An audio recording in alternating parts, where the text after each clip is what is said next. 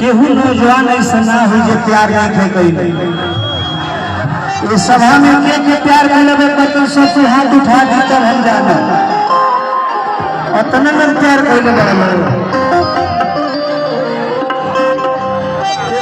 प्यार मोहब्बत एक दिखावा करने के लिए नहीं ऐसा आवाज की जमाना का लड़कियां आज के जमाना के लड़की तो भरोसा करे लायक नहीं। देखिए खुद अपना पत्नी से इतना प्यार करें दोबारा जीवन हमारा मिलल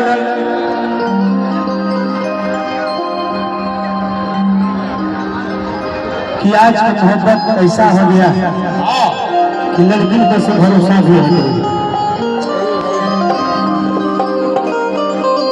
सब लड़के ऐसा ना होली सब भाई बड़ी जे हमरा खातिर जियत तरी हमरे खातिर मरत तरी एगो गाना हम गाले रहंगे का धोखा दे जहान दुखले दारू हो ये प्रेमी जी को बहुत दर्द लगा और हमारा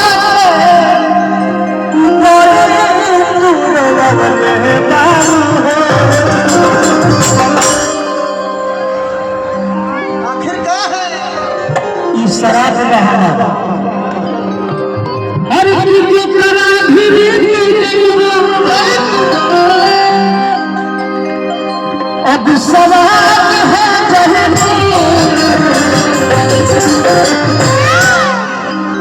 जन हमरा साथ से तू कह दिलू रीतिका अगर छल करबू तो छल मिली कि दुनिया के प्रमाण है साहब पटना हाई कोर्ट में हमारे संगठन भैया का प्रेमी प्रेमिका को जोड़ा लगावे के काम करे बाकी हमरा नहीं खेला कि कोनो जोड़ी मिलता भैया इनकरा समझा है कि भैया कोनो लड़की के केस मत देखिए कोनो लड़की पे भरोसा मत लगा तू केस लड़ी आज के जमाना में 80% लड़की गलत गाड़ी हाँ अरे किचो करा फिर अब सवाल है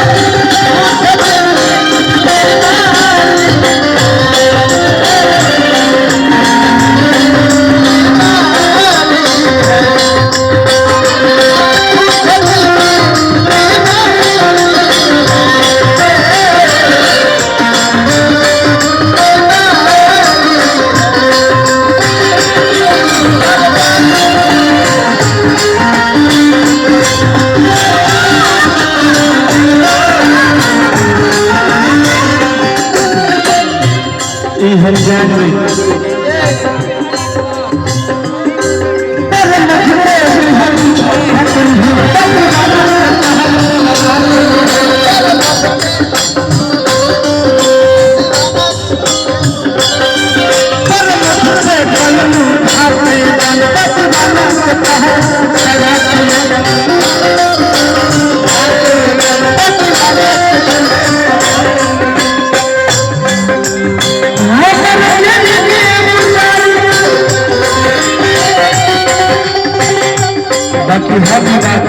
हम जान रहे हैं कि हमारा किस्मत में नहीं थी